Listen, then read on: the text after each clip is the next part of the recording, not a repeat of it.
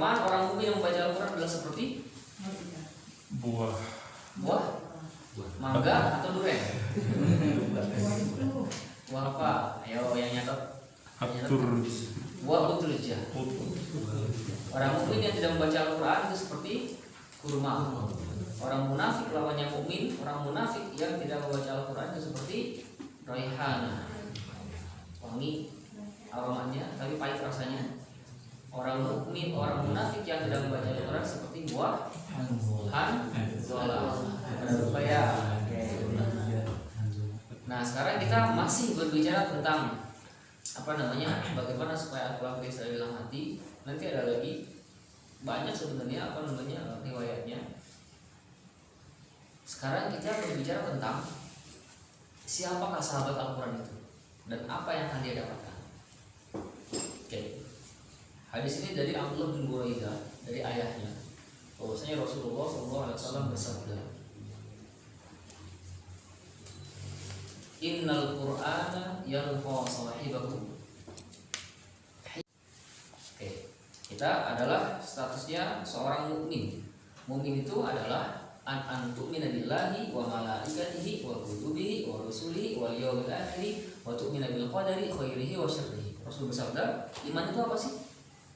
Iman itu adalah satu, kita yakin bahwasanya Allah Ta'ala itu adalah segala sesuatu. Nah, pokoknya segala sesuatu. Nah, Allah yang mencipta, Allah yang mengatur, segala sesuatu. Nah, kemudian wa malaikatihi, kita juga mengimani bahwasanya Allah itu juga punya malaikat di sisinya dengan tugasnya masing-masing, kewajibannya masing-masing dan seterusnya. Kemudian wa kutubihi, Allah juga menurunkan firman-firmannya. Oke, kalau misalkan ke Nabi Musa jadinya Taurat, ke Nabi Isa Injil, ke Nabi Daud Zabur, kemudian ke Nabi Ibrahim Suhuf, ke Nabi Musa juga Suhuf. Kemudian apalagi kutubi dan Nabi Muhammad SAW itu adalah Al-Quran. Terus wa rusulihi, para rasulnya. Ada rasul, ada nabi. Ada rasul, ada nabi. Nabi belum tentu rasul, rasul pasti nabi. Sama kayak kita masuk ke dalam rumah, belum tentu masuk ke kamar kan? Tapi kalau kita sudah berada di dalam kamar, pasti sebelumnya kita sudah masuk rumah. Kalau disebutin maka Muhammadun aba ahadin min rijalikum walakin Rasulullah wa khataman nabiyyin. Nabi Muhammad adalah khataman nabiyyin, penutup para nabi atau para rasul. Nabi.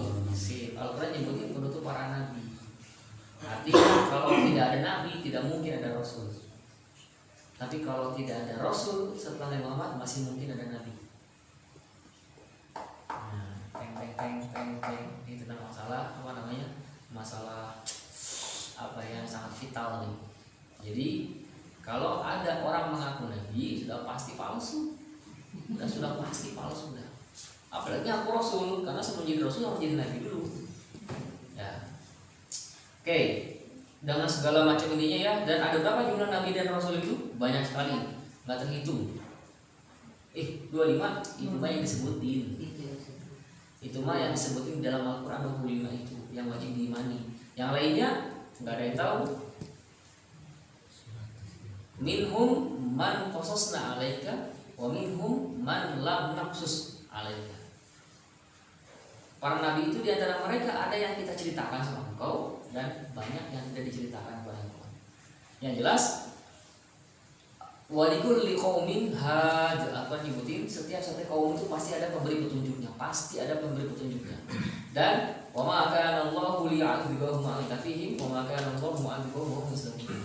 Artinya Allah Ta'ala tidak akan mengadab satu kaum selama di dalam kaum tersebut masih ada nabi. Dan juga Allah tidak akan mengadab satu kaum kalau di kaum tersebut itu adalah orang-orang yang beristighfar. Oke. Nah, itu tentang misalkan kita pernah mendengar orang-orang yang misalkan orang-orang terdahulu yang dianggap dewa lah ya, yang dianggap Tuhan, yang dianggap apa sama orang-orang orang-orang non-muslim. Itu dilihat dulu ajarannya apa nih. Ternyata ajarannya baik-baik semua misalkan. Itu bisa jadi itu nabi. Bisa jadi itu nabi. Bisa jadi itu adalah nabi. dilihat ajarannya seperti apa. Walaupun ini kan judulnya bisa jadi kan bukan pasti, karena hakikatnya hanya Allah yang tahu saja. Apalagi Nabi terus Rasul wal yaumil akhir, dan hari akhir. Hari akhir itu kapan? Ada yang tahu hari akhir kapan? Tidak ada yang tahu. Betul. Berarti ganti pertanyaan, bukan itu. Maksudnya hari akhir itu apa? Hari kiamat. Hari kiamat itu apa? Hari pembalasan. Bisa. Oke. Hari akhir itu adalah hari di mana tidak ada lagi hari setelah itu. Sekarang hari akhir bukan? Bukan. Besok masih ada kan? Walaupun kita belum tentu ketemu besok, tapi yang jelas besok masih ada. Oke. Kecuali kalau sekarang alam semesta hancur jijik, udah besok udah nggak ada lagi. Nah, terus jadinya apa? Maka nanti mulai dari barzah dulu. Setelah barzah itu nanti orang dibangkitkan. Setelah dibangkitkan itu nanti orang disidang. Itulah namanya rentetan hari kiamat. Kiamat itu dikatakan koma, yaitu tegak, pasti, hari yang pasti. Oke, iman itu adalah kita meyakini itu semua, dan kita yakin itu semua kan. Tinggal nanti perdalaman materinya saja.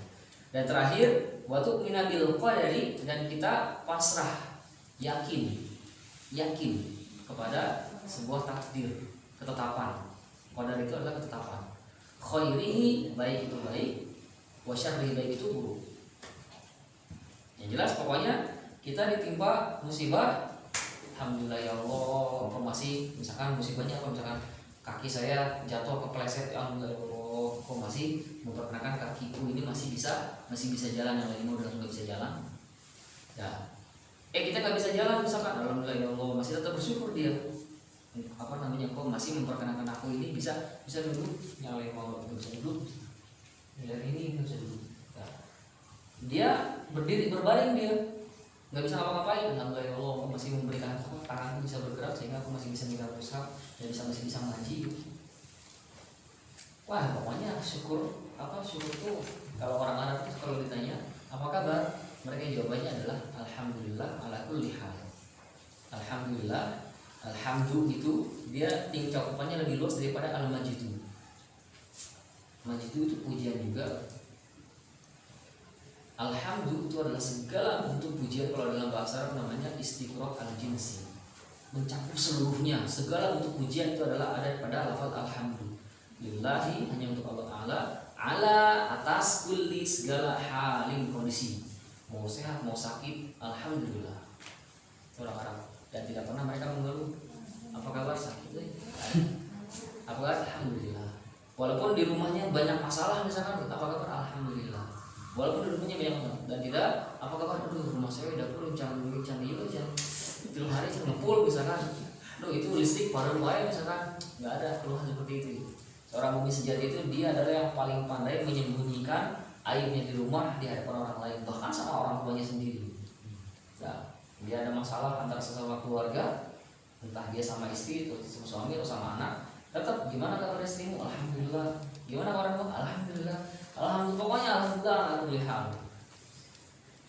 Dan justru dia tidak malah sebaliknya gitu, diceritakan banyak hal. Oke. Apalagi tadi? Nah, sekarang yang mulai yang tadi, kita adalah seorang mukmin sejati, mengimani itu semua. Selanjutnya adalah di sini babaknya adalah babak tentang hari akhir. Innal Qur'ana, sesungguhnya Al-Qur'an, yalqa, pakai fi'il mudhari, yalqa, akan menemui, dari kata laqiya yalqa artinya akan menemui sahibahu, sahabatnya. Hu domirnya bukan ha pakai muannas, tapi hu pakai muzakkar. Tapi bukan berarti Al-Qur'an itu ada muzakkar muannas jenis kelamin, enggak. Soalnya ini juga nanti ada pertanyaan juga. Allah itu kan selalu pakai domir hu kan.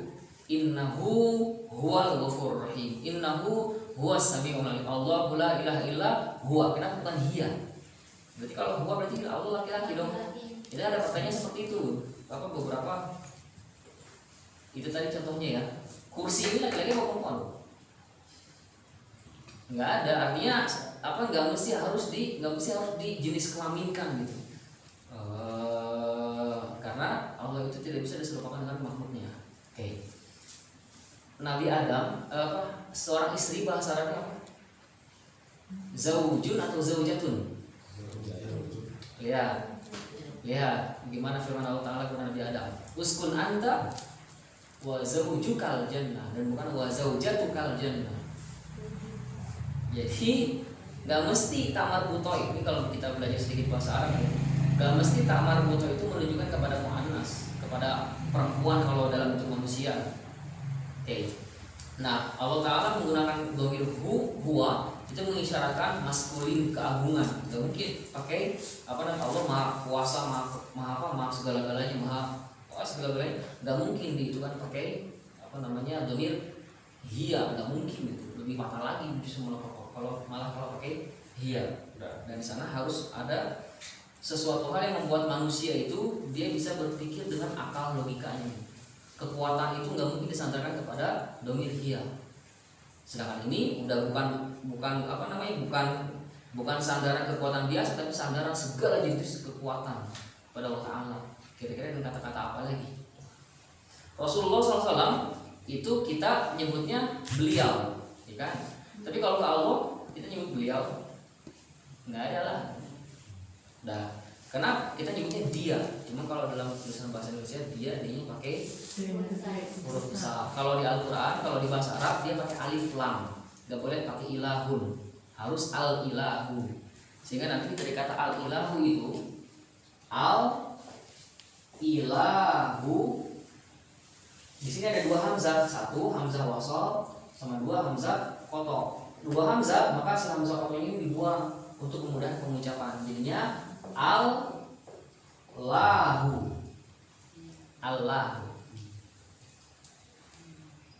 Lain istilahnya lain pengucapan lafzul jalalah secara kata-kata biasa, lain juga pengucapan lafzul jalalah secara bagaimana Rasul dan para sahabat menyebutnya.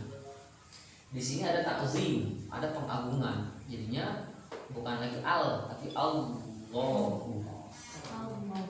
Orang-orang Nasrani misalkan nyebutinnya Allah. Itu keinginan mereka, nggak ada urusan sama kita. Tapi kita di dalam Al-Quran ini dalam pengucapannya Allah dari kata al-ilahu. Di sana ada ta'zim Allah. Nah, maka Tuhan untuk Allah Ta'ala itu nggak boleh tanpa alif lam, harus pakai alif lam. Nah, kalau di kita mah nyebutnya adalah dia, cuma D-nya besar.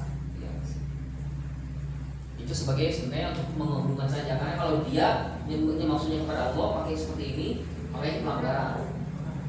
Kenapa? Karena menyebutkan dia dengan manusia biasa. Oke, nah sedikit tentang ini lah ya, sedikit tentang bagaimana metode penulisan. Oke, lanjut. Yalqa akan mendatangi sahibahu, sahabatnya, hina yanshaqqu anhu qabruhu, ketika kuburan yang syakku akan dibukakan baginya atau dibelahkan baginya. Maksudnya ketika dia mati kubur kan. Bagaimana? Karrajulis syahid, seperti seorang yang menawan, rupawan, bercahaya. Asyahid, bercahaya. Sebelum dilanjutin, ibu-ibu ada yang pernah merasakan kegelapan? Sampai nggak bisa ngelihat? Ya. Pernah. Kapan? Pada saat Mati lampu. Mati lampu keluar masih bisa ngelihat. pada saat ini dari terik matahari ya, habis dari luar langsung masuk. Sama silau seram. Jadi di daerah Sukabumi, di mana? Ada yang masalah apa? Oh, pada saat gerhana matahari. Gerhana mah ibu, diri tangan coba masih kelihatan nggak? Masih kelihatan nanti. Di daerah ada gua apa sih namanya? Kemarin kita kesana ya, lupa ya. Sama anak-anak tahfiz. Cibuni Ayu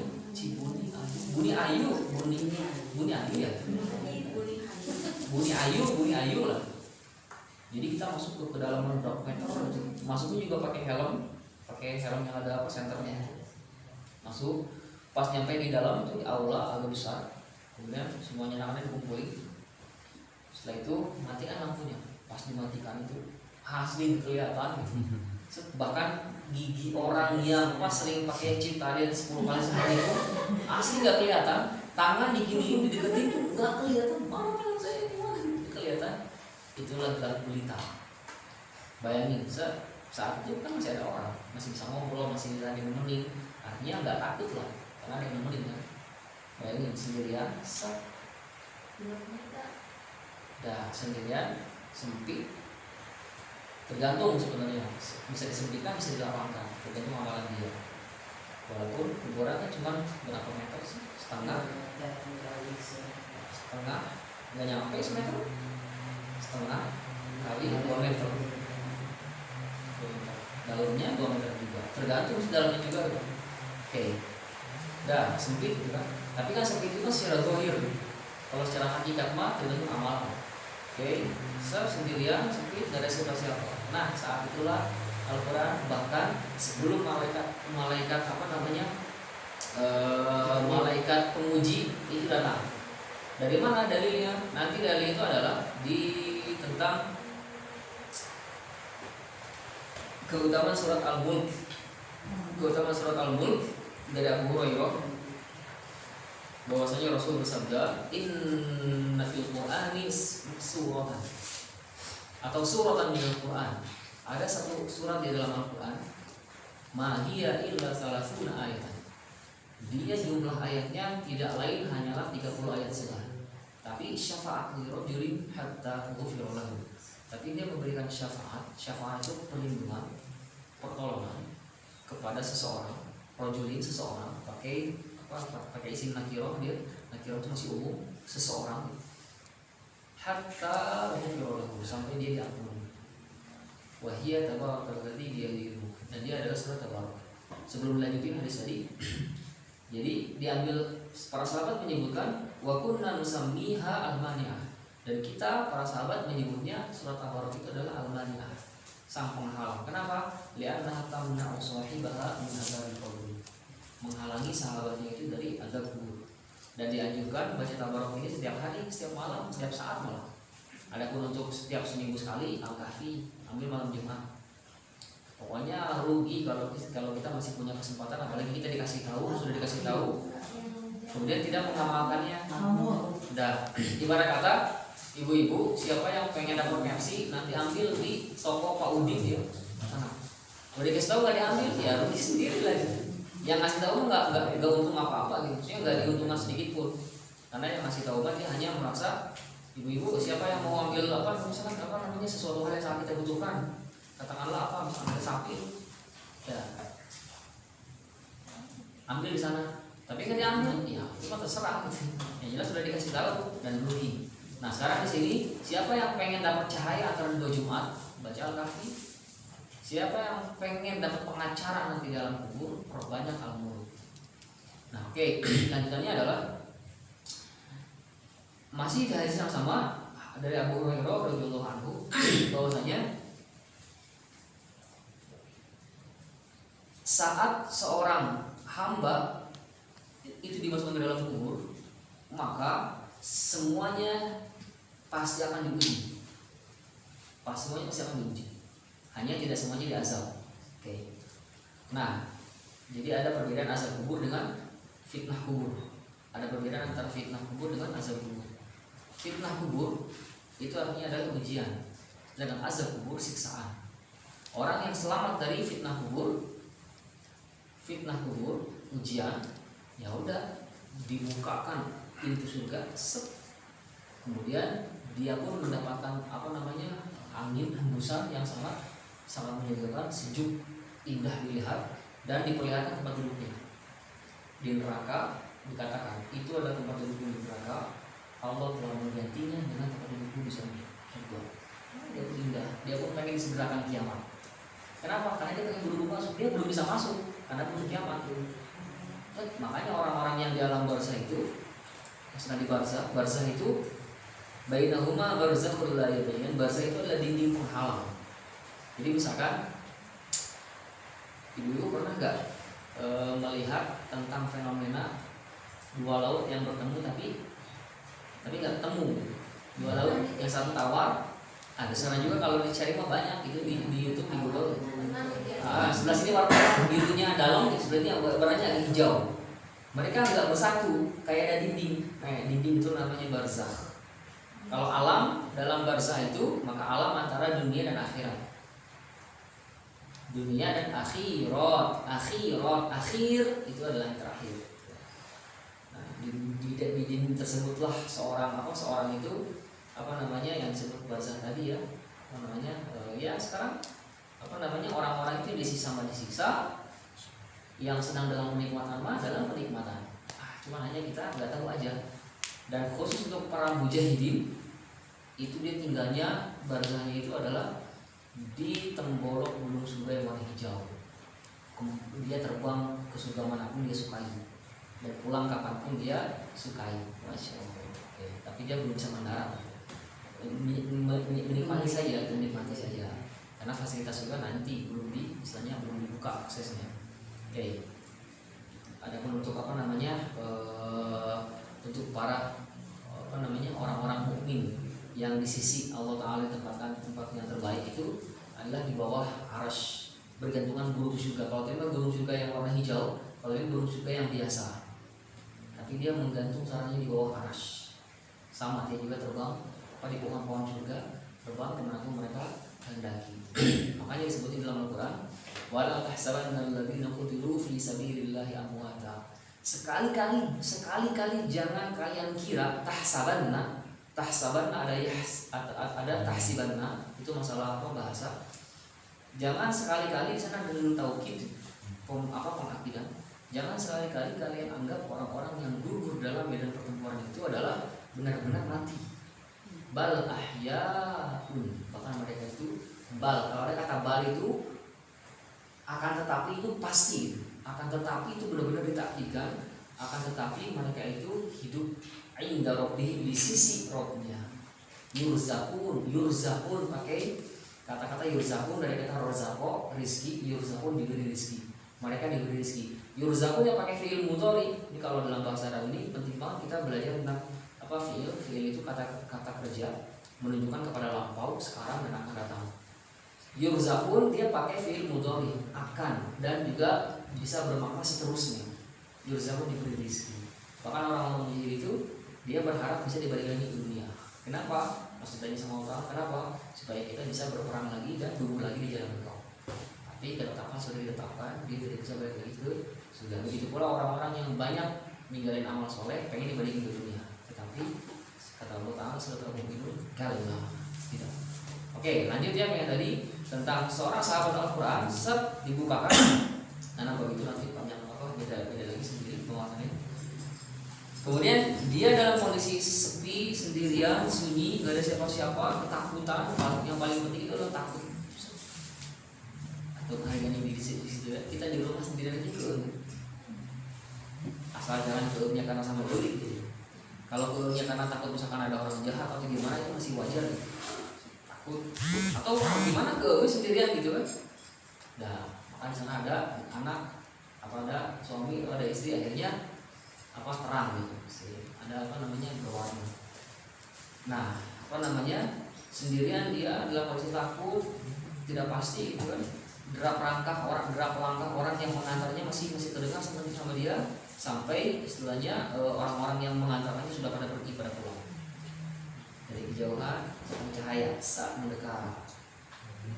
Saat itu pun hadis ini berlanjut. Kemudian dia mengatakan hal ta'rifuni, setelah dia mendekat. Dia mengatakan hal ta'rifuni, apakah engkau mengenali aku? Apakah engkau masih mengenali aku? Dilihat, perhatikan, tadinya gelap nih. Kemudian ada sosok tadi jadi terang. Kemudian dikatakan apakah engkau masih mengenaliku? Dikatakan malah aku nggak mengenalimu. Bahkan dalam riwayat yang lain sampai 2 kali dari riwayat yang selain dari Abu Hurairah ini. Fakor hal ta'rifuni, beneran kamu nggak mengenali aku? Cari kan. Dulu di SD nggak ada yang seganteng ini, di SMP nggak ada, SMA nggak ada, kuliah nggak ada. Nah, bahkan pasangan ibu saya pun nggak sekeren ini. Ada. Maka saat itu dia pun memperkenalkan diri. Ana sohibuka, aku aku adalah sahabatmu. Al-Quran, aku adalah Al-Quran. Azma'tuka, pakai fi'il madhi, pakai kata kerja lampau. Dulu aku telah membuatmu kehausan. Fil hawajin, fil hawajin, fil hawajin. Kalau kamu kehausan maksudnya berpuasa. Wa ashartu lailaka, ya dulu juga aku adalah orang yang, atau dulu aku adalah yang selalu membuat malammu terjaga. Itu adalah sahabat Al-Quran. Terus apa lanjutannya?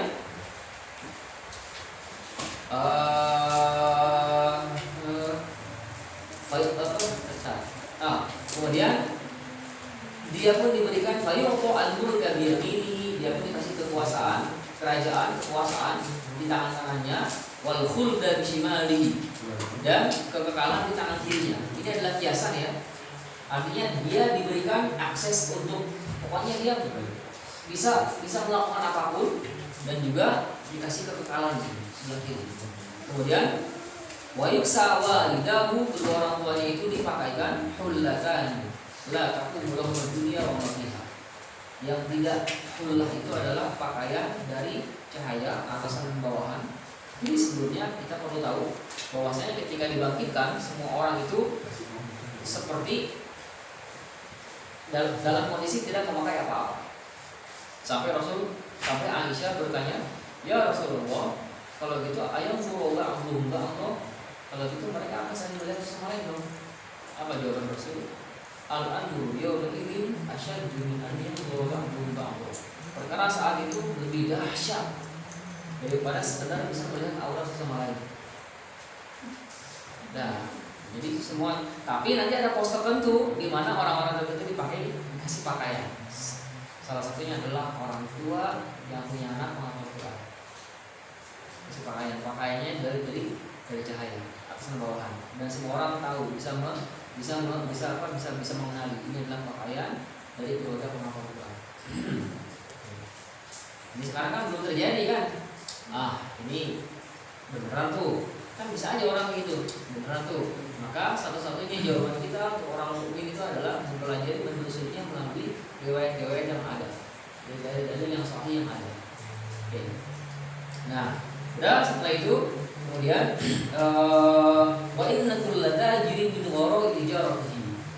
Lanjutan hadis tadi. Setiap pedagang itu berada di belakang barang dagangannya. Wa ana laka al-yawma min wara'i kulli tajir. Dan aku untukmu hari ini adalah di belakang semua dagangan itu. Ngerti nggak maksudnya ini? Kita ketika beribadah sebenarnya kita sedang berbisnis dengan Allah Ta'ala. Innal ladzina yatluna kitaballahi wa aqamus salata wa anfaqu mimma razaqnahum sirran wa 'alaniyah yarjuna tijaratan la tubur. Orang yang tilawah Al-Quran, kemudian dia sholat, kemudian dia infak baik terang-terangan atau sembunyi-sembunyi, sesungguhnya mereka sedang bertijar dengan Allah Ta'ala, dengan berjual beli.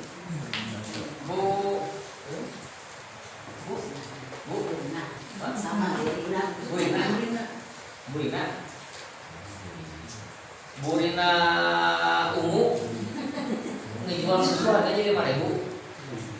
Itu udah berapa ya? Kemudian Bu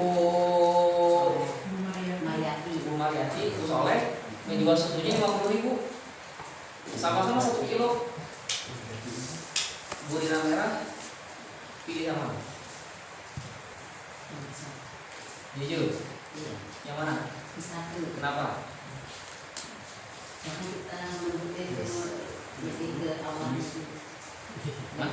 Bukan. Burina ungu ngejual susu nih, harganya 5.000. Bu Soleh ngejual susu juga sama, tapi harganya 50.000. Pilih yang mana? Kenapa? Lebih dekat.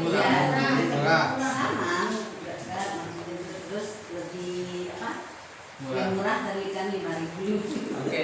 Tapi kalau orang yang jeli, dia tidak akan menjawab seperti itu. Dia akan menjawab tergantung. Coba Bu, bayangin sih. Kan ceritanya kan lagi jual beli nih. Iya. Burina ungu pengen ngejual, Bu Soleh juga pengen jual, Bu pengen ngebeli. Burina ungu ngejual susunya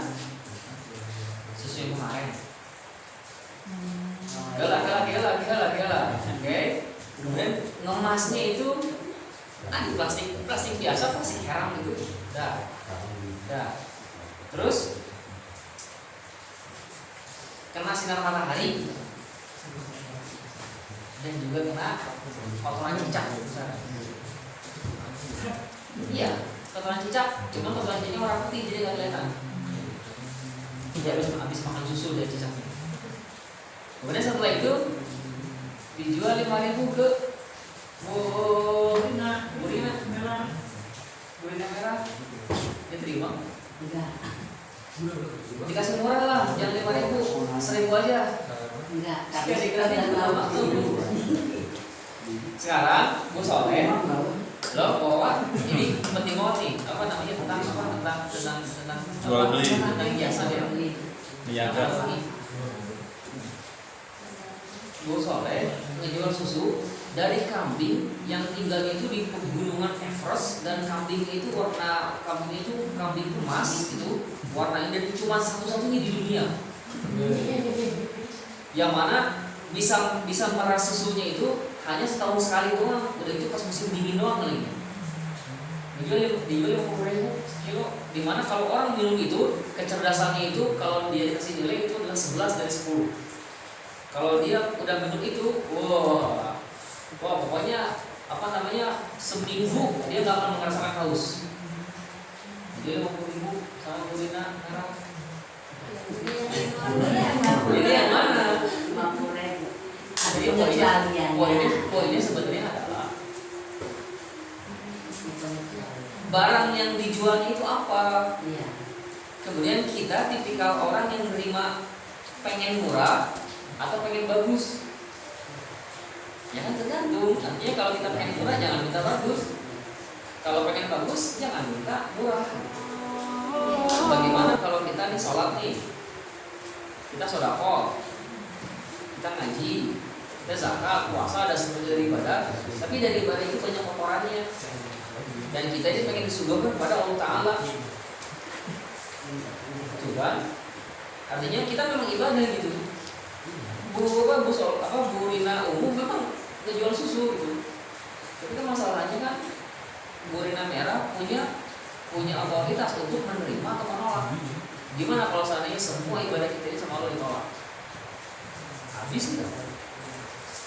Jadi gimana dong? Gak ada jaminan orang ibadah banyak itu gak ada. Karena yang menjadi jaminan itu adalah ibadah yang benar. Ya. Alladzi khalaqal mauta wal hayata liyabluwakum ayyukum ahsanu amala, bukan aksaru amala. Mana yang paling baik amalnya dan bukan mana yang paling banyak amalnya. Ngerinya itu adalah sebenarnya kita ini tamparan bahwa kita sendiri. Kita ini banyak beramal, tetapi pas dibuka catatan amal itu zong, bersih. Perasaan dulu saya sholat kosong. Perasaan saya sholat lagi kosong. Udah saat itu udah. Jadi gimana gitu? Catatan amal saya itu. Maka saat itu cuma bisa ngandelin syafaat. Itu pun kalau dapat syafaat. Kalau nggak dapat syafaat, udah habis. Ya.